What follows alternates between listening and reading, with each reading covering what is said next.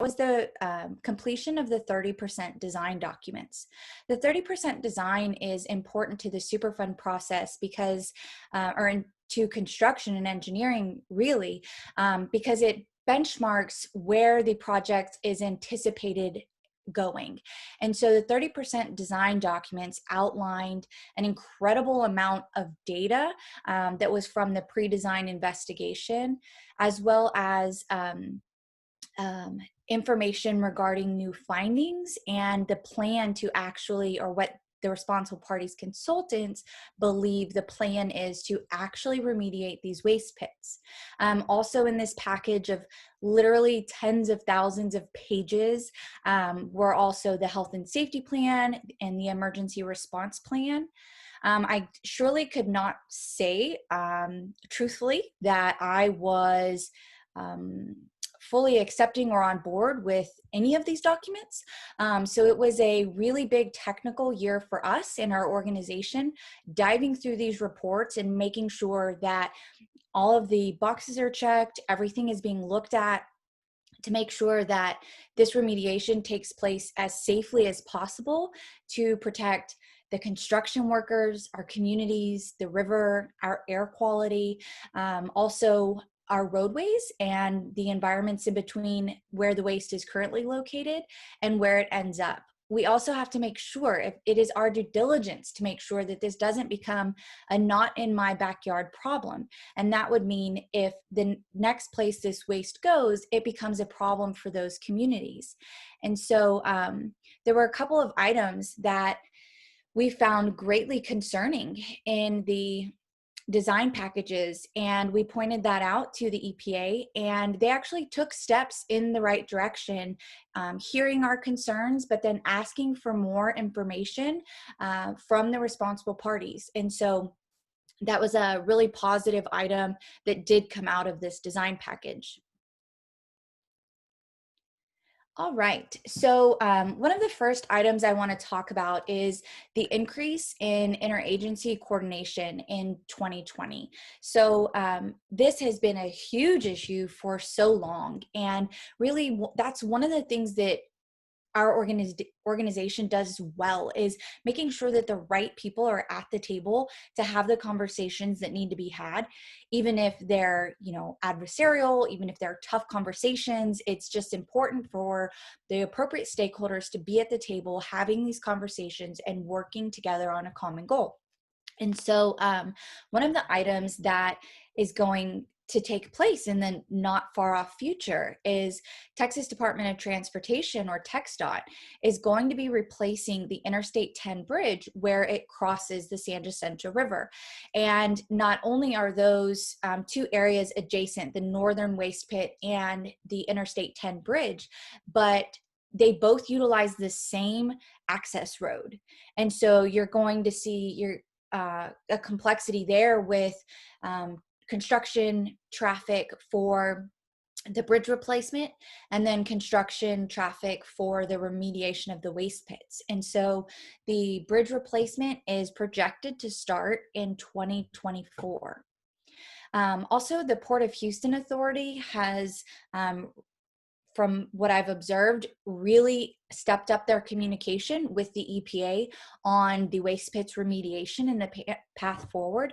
So you might be wondering, other than, this being just north of the port in Galveston Bay, what stake does the Port of Houston Authority have? Well, the Port Authority actually is concerned about what takes place in the riverbed, because they're looking at the navigable traffic and how the impacts from this remedial construction might impact the vessels, the intercommerce vessels that travel along the San Jacinto River. There's also a lot of concern there for safety on the navigable waterway. And so it's a really complex little bundle of issues right there at the San Jacinto River and I-10.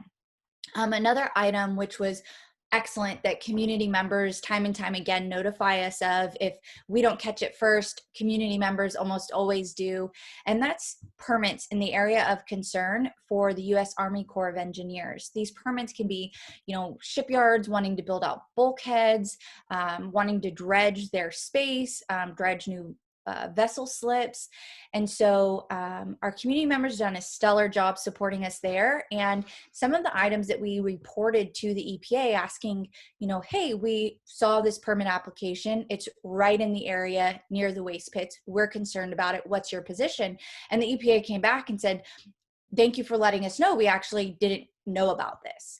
And they weren't okay with that. The Army Corps of Engineers and the EPA should be communicating on these issues that involve the area of concern around the waste pits. And so based off of that instance, the agencies both recognized the need to step up their communication and coordination in this area.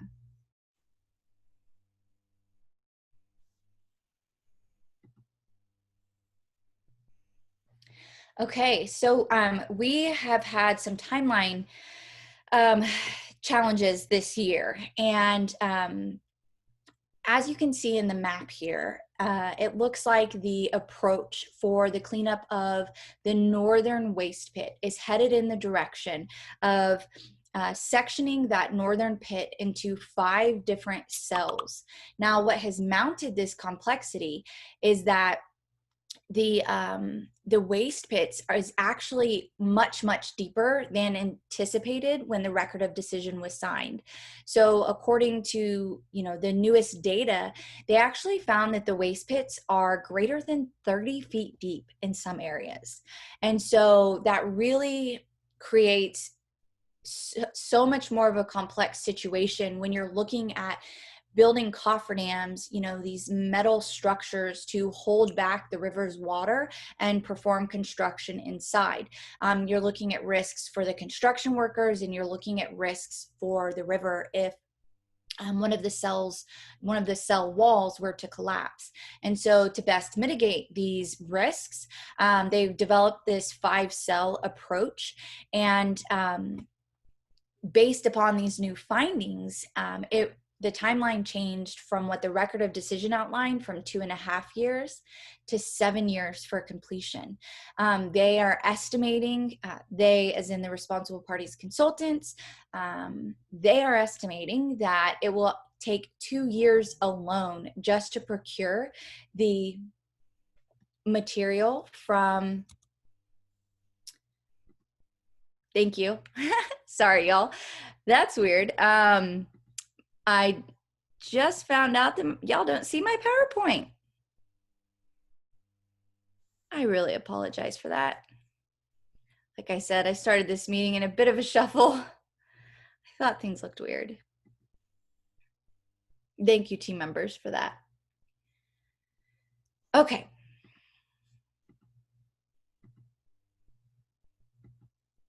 All right, so this is the slide I was on.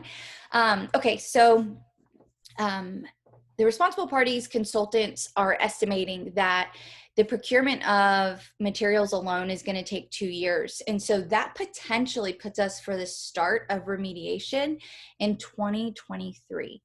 I have talked with the EPA at the Community Advisory Committee meeting, and I've talked with the EPA one-on-one about this.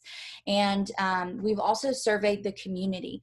Most community members are not okay with this 7-year timeline. That's 7 hurricane seasons. I get it. Community members living near this site, folks concerned about the integrity of Galveston Bay, people who pass this site every day. I completely understand why folks are not okay with this timeline. The agency says that this timeline is to avoid excavation during hurricane season. And so I have requested that they take every step possible to shorten this timeline. I've brought this issue to EPA headquarters. So I'm not only voicing these concerns to our Region 6 folks in Dallas, I'm also voicing it to the folks in Washington, D.C. I don't currently have any more of an update on timeline though. but this is where it stands right now. Okay, so there are several outstanding items that we need from the Environmental Protection Agency. I'm going to go into these a little bit more specific here shortly. First, we found in the design documents that the client, which would be the client of the lab who did the analysis for the sampling, asked that particular sets of information be removed from the lab reports. These were the lab reports that were given to the EPA and that were submitted with this design package. And we caught this in one of the appendixes alone that was over 20,000 pages. And so based on us on that discovery, the EPA asked the responsible parties for the information that had been removed. So when we talk about greater accountability, that's one item. You know, we brought this issue to the agency's attention and they took it seriously. Now we need to know, did they get that extra information and what was in it? What, you know, is there any indication of why it was asked to be removed? We're very, very curious why information was removed from a lab report. That's not typical behavior in these types of settings. We have requested that the waste characterization sampling be redone. I'm going to show you a couple of maps here in a minute to show you why we're asking that this is redone. We're also waiting to find out the EPA's position on the waste characterization and waste classification. So this point and the previous one really go hand in hand. And why this is such a big deal, because when we're looking at how the waste is disposed of and monitored or not monitored for eternity, it hinges on two things. One, either being a hazardous waste by characteristic, or the other being a listed hazardous waste. And so we need to know where the EPA stands on this. At the end of the day, they have ultimate authority. Another item is that Harris County and the Port of Houston Authority, as well as the EPA, have been asking the responsible parties for, I believe, at least a year now, for these two local entities to be a part of the technical working group for the waste pits remediation. The technical working group is a group that meets regularly, most often it's monthly, to discuss the design phase and the plans for the cleanup. As it is currently, these two entities, Harris County and Port of Houston Authority, come in once the design, once the technical working group has reached a milestone, like the 30% design. These two entities then have the opportunity to provide comments and feedback. They offer really valuable input to this process, but when they do it after a milestone is reached, it only delays the process, because time and time again, they find things and they point things out, or they offer better technologies and say, what about this? Have you considered this? Or are you sure this is the right approach? And if they were involved in these monthly working groups and they were able to have this ongoing dialogue with the working group, then we wouldn't need that delay on the back end. To date, my knowledge is that the responsible parties have denied allowing these two local stakeholder groups to be a part of the process. So we're still waiting to hear if the responsible parties have agreed to actually, one, in fact, to live up to their word. International paper has said in press articles that they are working and they are willing to work with local stakeholders. And so we're waiting to see if they can also walk the walk. The last thing that is outstanding with the EPA that we've asked for this year is whether or not the sand separation area is going to be remediated. This is another issue that is a critical issue that we've not only addressed our concerns with the Region 6 folks in Dallas, we've also addressed this concern with people in Washington, D.C. at EPA headquarters. And I can tell you that this item in particular piqued the interest of some very important folks high up in the agency. And so I'm cautiously optimistic, if you will, that we're going to see some sort of traction here. I'm hopeful that the agency is going to do the right thing. But at the end of the day, a lot of our success has been your support. It's been people power. It's been the public, the community members helping us hold the agency accountable and help and them holding the polluters accountable. And so I'm still waiting to hear back from Region 6 and the folks at headquarters that were interested in this particular issue. So you can see here, don't worry about trying to read this report that's up there. I just wanted to show you exactly where I got this snippet from. This is one of the pages that we pulled from the lab report. And it says here at the top, the client is GHD Services. They're the ones that did the 30% design document and that will ultimately do the construction of the remediation at the waste pits. And it says here, note, per the client's request, and then a specific sample number was removed from this report, and the TEQ summaries have been removed from this report. There was another page also that we found where there were specific data sets also asked to be removed per the client's request. So this is one of those items that we need more information on. Why was data removed?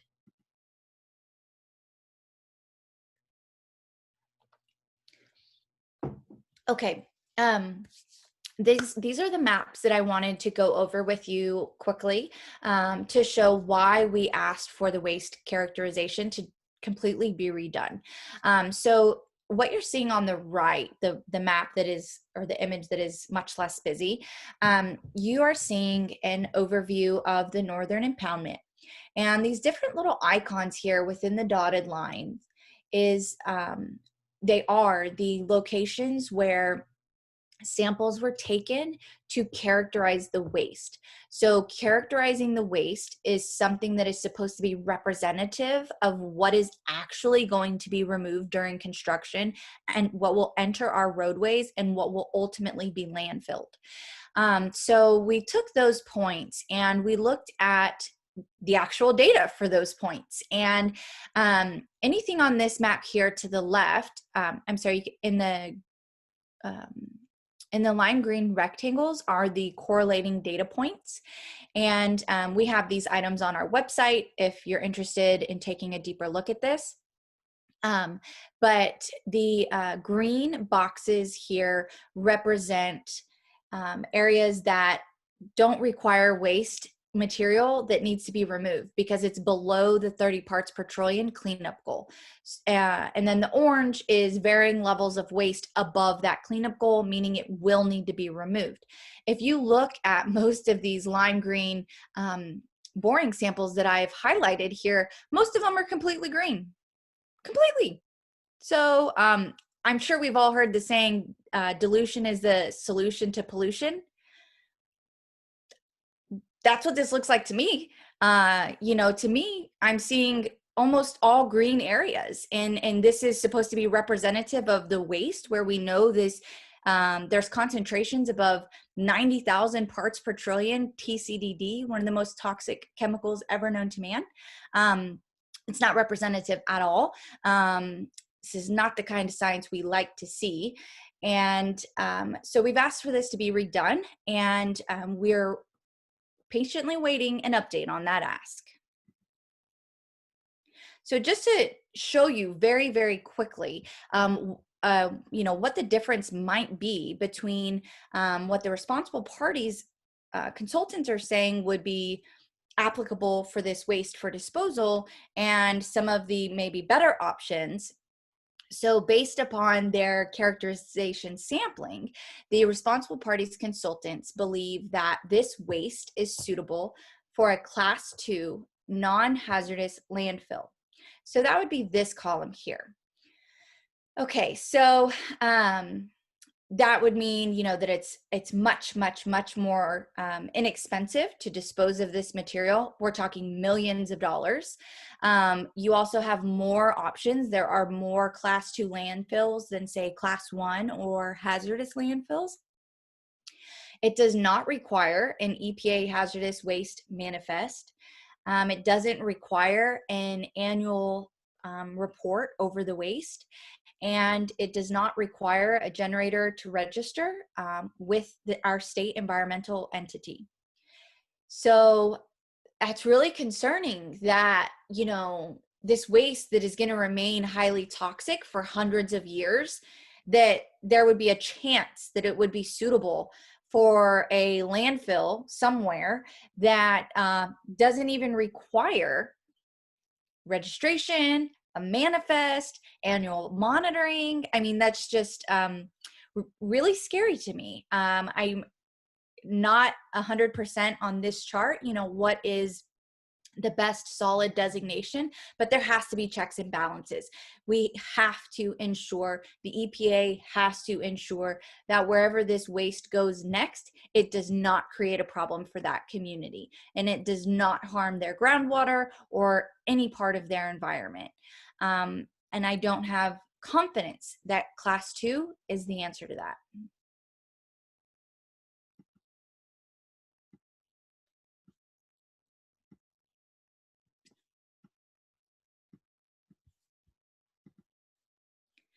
Okay, so we've been working to form our own opinion more firmly on these buckets: hazardous waste, class 1, class 2. And we have worked with numerous types of experts to try to understand the laws and regulations that govern the disposal process. At the end of the day, it does appear that it comes down to interpretation.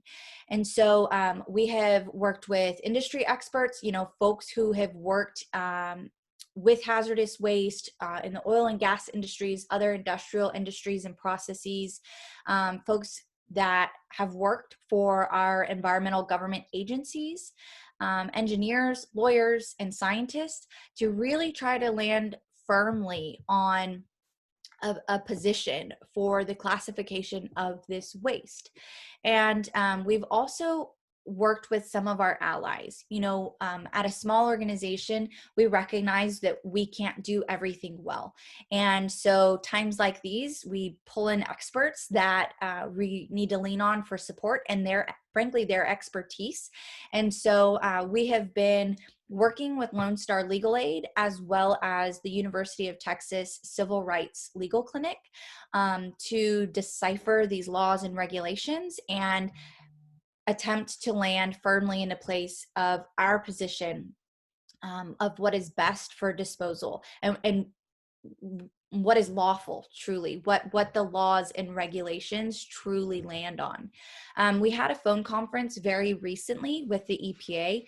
I consider this, you know, a great step in the right direction. They were willing to meet with the three entities, Thea, Lone Star Legal Aid, and the Civil Rights Clinic.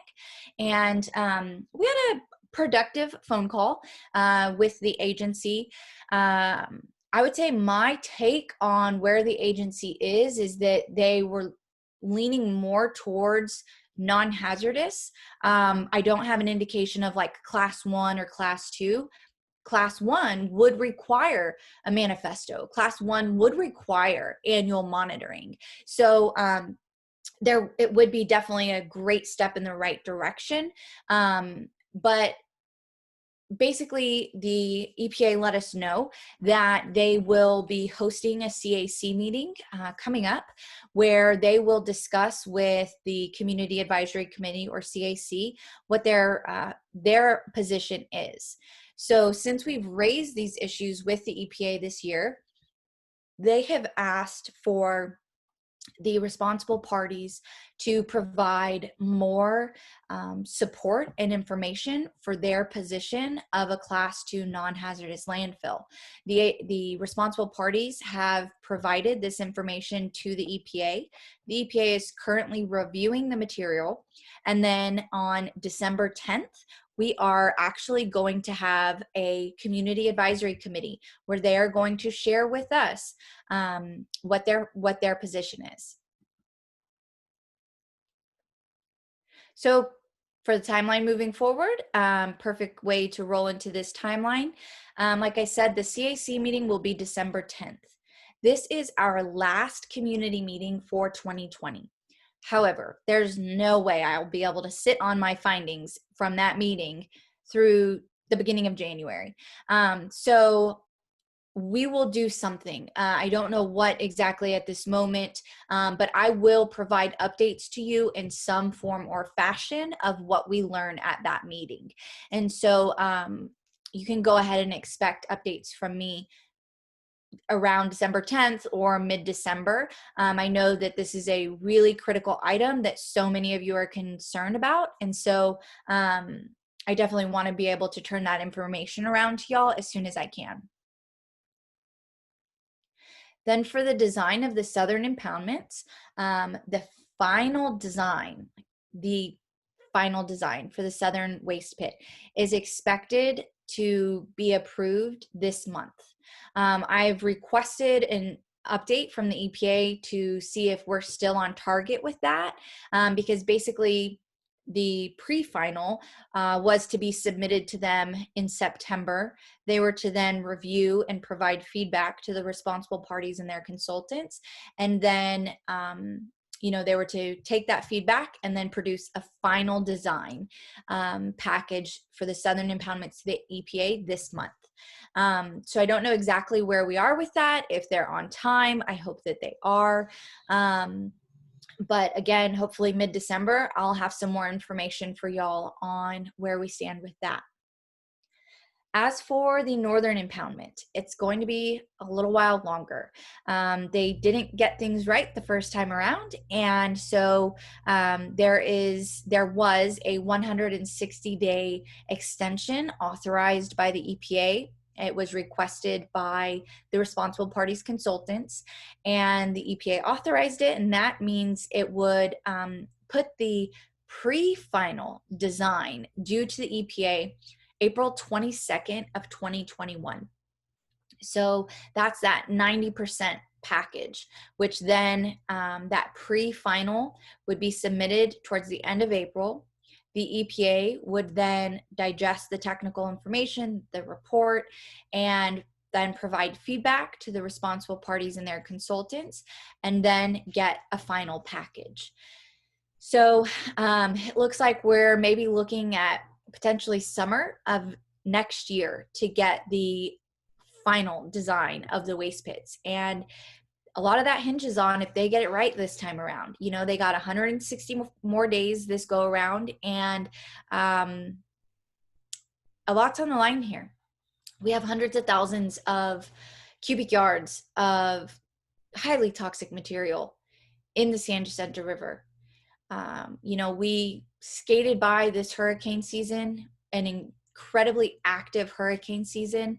But this waste is in a river, in a residential area, a river of high recreational use, nestled above the nation's second or third most productive estuary.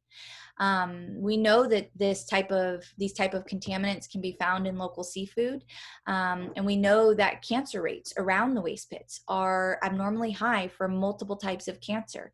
So we need this waste to get out of there safely and as soon as possible, and we need it to be removed in a controlled and engineered setting and not in the next hurricane. All right, let's shift gears to public health. I want to know if you have filled out one of our health surveys. If you have already filled out one of our health surveys and you've had changes to your health, please consider filling out another survey. Depending on the complexities of your health, it might take you a couple of minutes, it might take you a little bit longer. However, these surveys are so important, and we keep your personal information private. It is confidential. We have many security rules in place of how we handle data, etc., to make sure that your private information is protected. The way we use these health surveys is in aggregate data form, right? So that means we use them to look at how many types of specific cancers are in the community that people are reporting to us right now in real time. This is so important because it's been many years since we've worked with Texas Department of State Health Services on a cancer cluster investigation, and we would like to do an updated cancer investigation with the state health department in the next year. And in order to maximize that effort, it's imperative that we really are in the know with the local community's health so that the study can be as accurate as possible. One thing that I found very alarming, you can see here, it's a map of Harris County. We're in a partnership right now with University of Texas Medical Branch as well as Baylor College of Medicine. And they have fabulous online resources through their School of Public Health.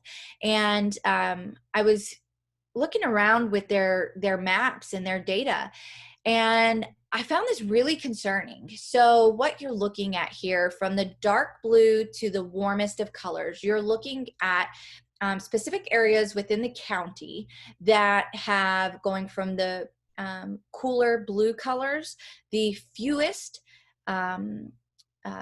diagnoses of cancer, and this is for 2018, and then going to that red color, that indicates the higher rates of diagnoses within these specific geographic areas within the county. So here you can see, just barely, you can see like the Lake Houston Dam right up here. Here's Kingwood, here's Crosby. And then this part right here follows the curves or the flow of the San Jacinto River. So right here would be Banana Bend. This is that big bend in the river north of Interstate 10. And this would be where the waste pits are located. The east side of Harris County has numerous Superfund sites. It has current day polluters. These are families that live closest to these local waterways, some of which fish the river to put food on the table for their families. And this fish is often unsafe for most people.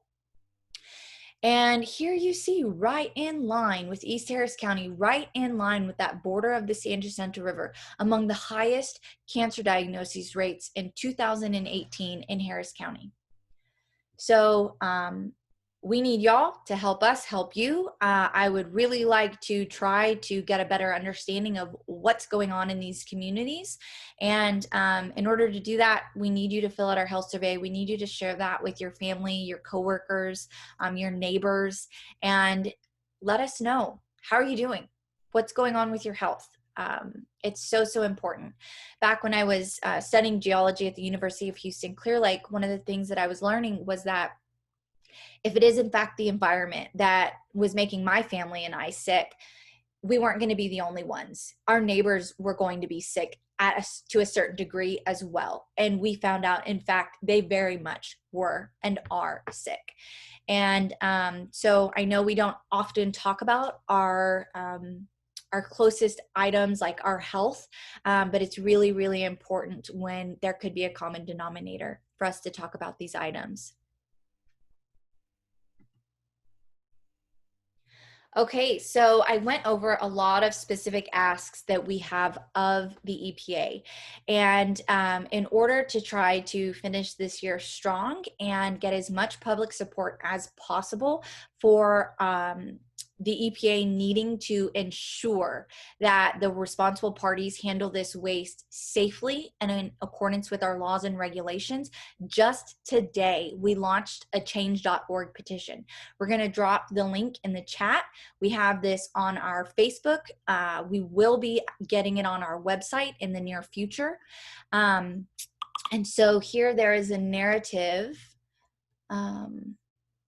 around the when you go to the change.org petition, there's a narrative, and I went ahead and pulled a specific part right here just to read to you so that you can get the gist. Okay. It says, we are taking your signature to the EPA to increase the sense of urgency for the waste to be handled safely and in accordance with our laws and regulations. We need the EPA to ensure this waste does not become a problem for another community. That is the primary ask that will be attached when we submit the petition signatures and comments to the EPA. Now, I'm going to play a video that we put together, my stellar team put together to go along with this petition.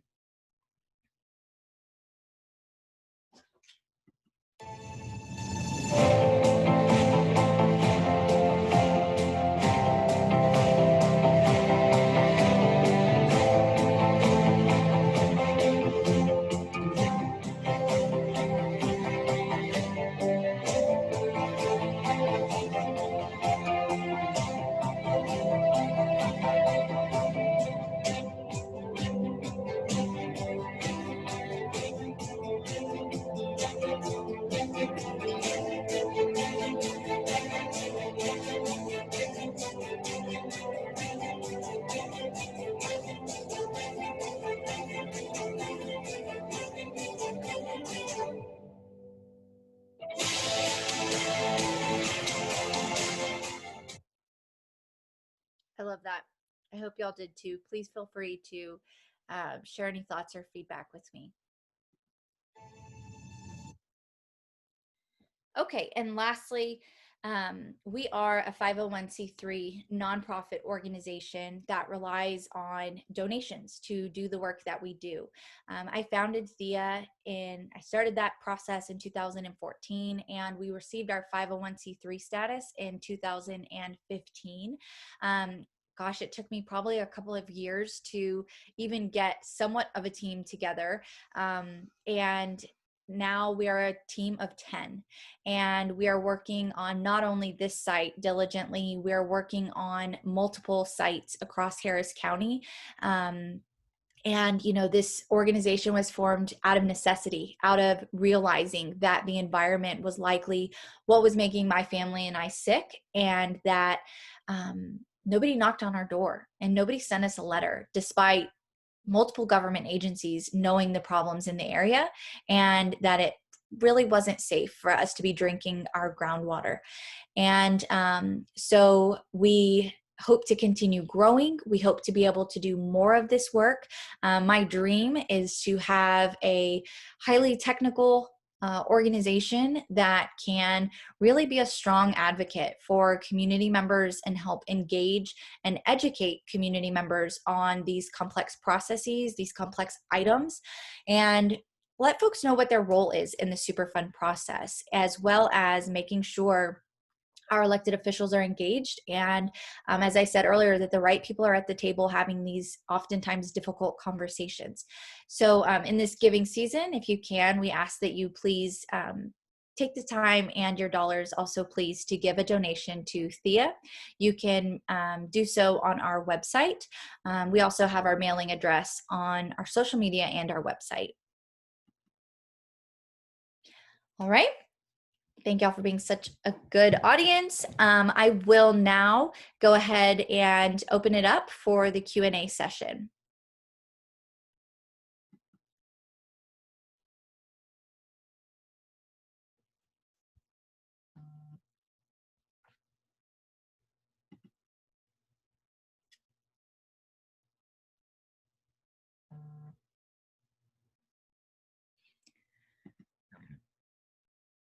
Yes, Carolyn Stone, I see you have your hand raised. Okay. I don't really have a question so much. I know that's a surprise. Just want to say you did an excellent job, so really don't have a question.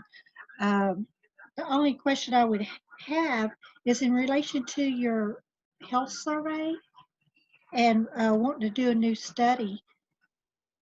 Are there going to be any opportunities, or could there be any opportunities for individuals to have some kind of screening, even, just to aid in responding to the survey?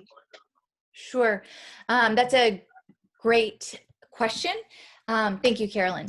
So we are newly in this partnership with the two research universities, UTMB and Baylor College of Medicine. And and part of that partnership, we are going to be hosting symposiums and large community events.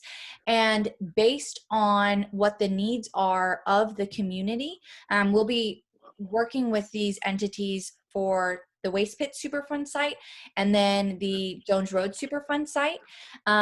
So depending on what the needs are of the community, we then basically go to our partners and say, hey, you know, we need water testing, or we need blood tests. We need to test mother's milk, you know, different varieties of things depending on what we're seeing and where we think we might be able to gain some information from. We can go to them and ask if they will provide us with the resources and the researchers. And so sometimes it may look like Thea commissioning something, but them doing, their toxicologists and epidemiologists doing the research. And another chance it could look like us simply having the idea, us understanding the need of the community and going to them, and perhaps them dispatching their mobile health clinic. So there's really a lot of potential here. I'm very thrilled.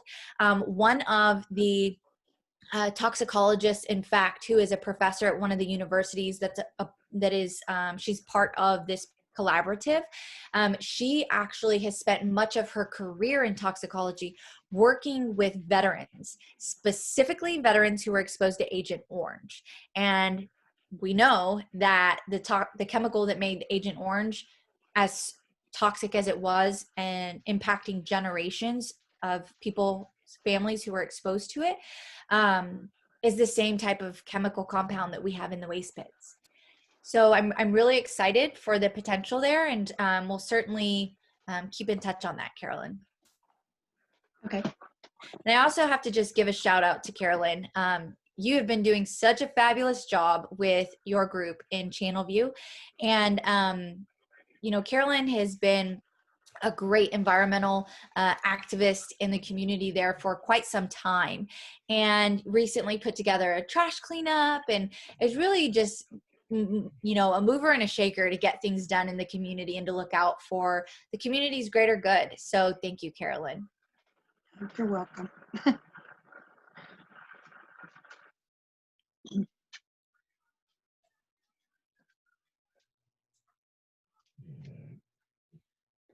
All right. If anyone else would like to ask a question, you should be able to unmute yourself.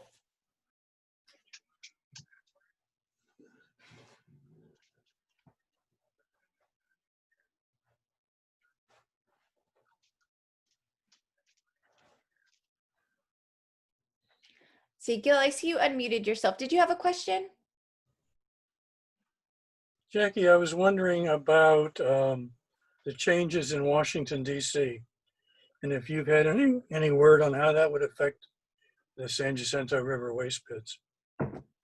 I've not heard anything. It's going to be interesting. You know, what's going on right now with DC, the White House, is super controversial. When Trump took office, he put people in appointed positions within the EPA who were not necessarily top scientists.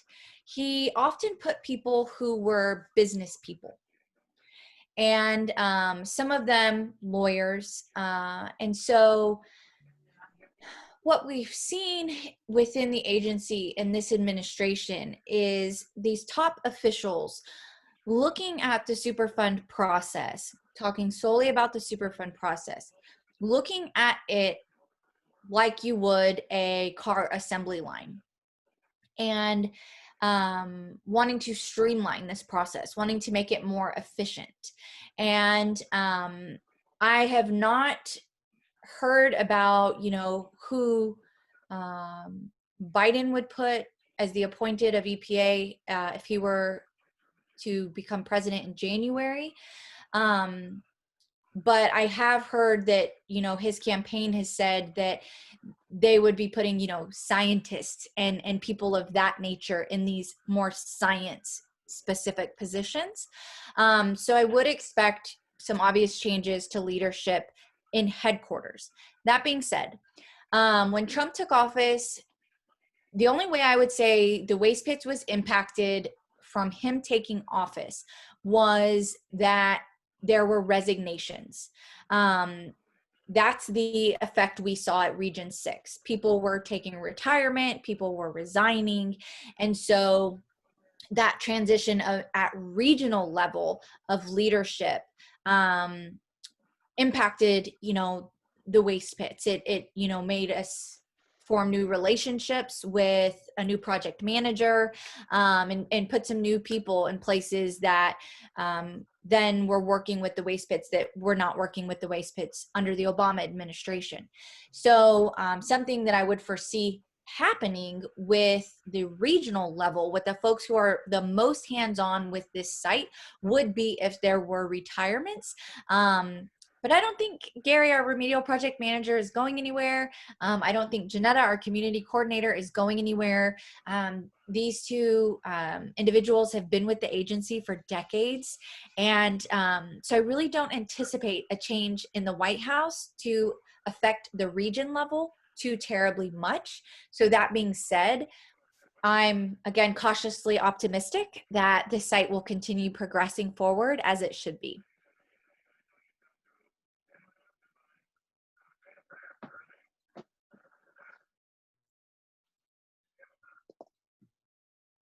Thank you for asking that, Gil. I assumed that people were wondering, what my thoughts were on these transitions, and we're just going to have to wait and see. Under the Trump administration, they put together a Superfund task force, and for the first time in my 10 years of working with Superfund and this waste site specifically,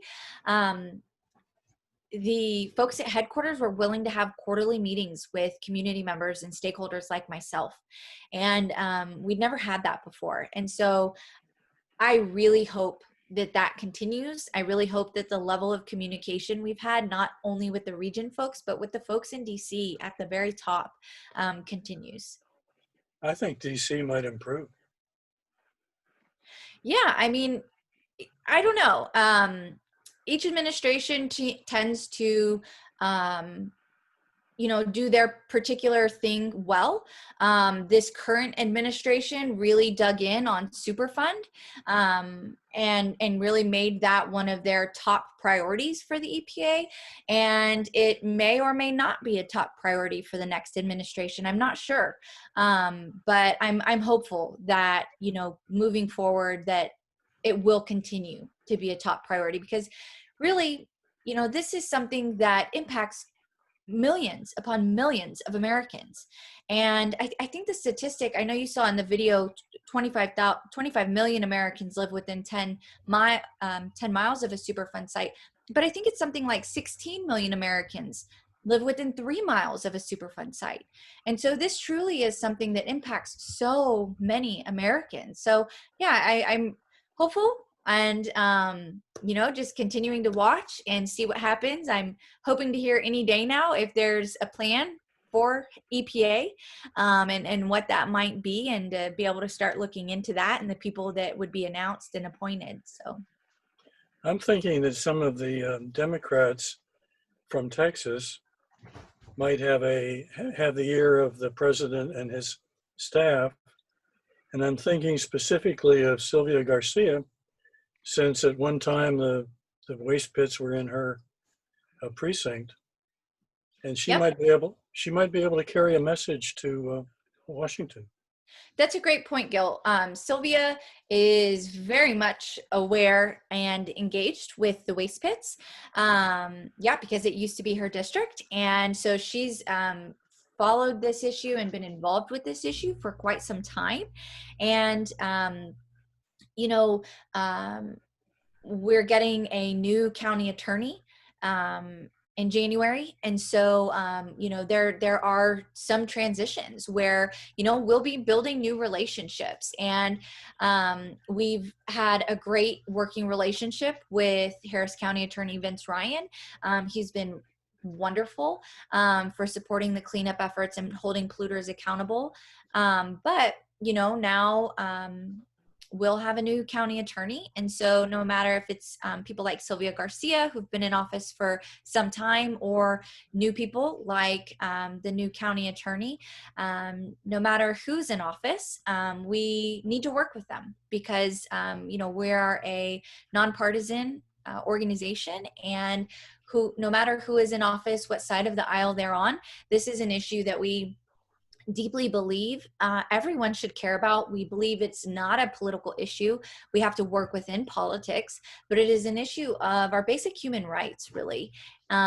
So whoever is in these various roles, new and old, will definitely be forming or continuing relationships with.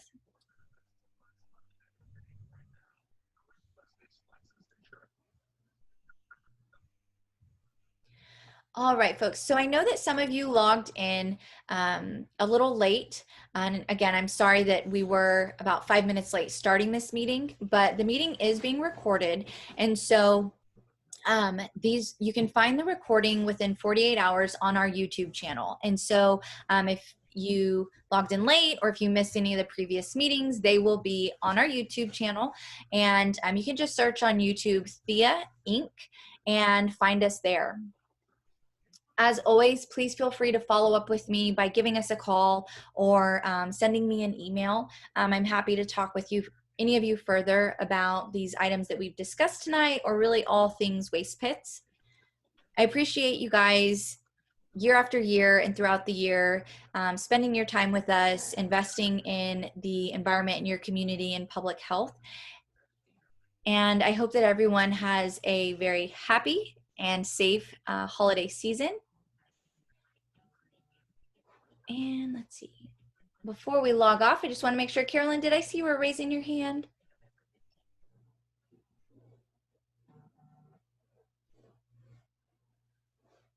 Jackie. Yes, Gil. When's the next meeting? Good question. So we will have our next planned update the first week of January, January 5th. And the meeting with the EPA CAC is December 10th. And so I anticipate having either a last meeting minute or maybe a video message or a detailed email. Some way I will get updates out to y'all from that CAC meeting on December 10th.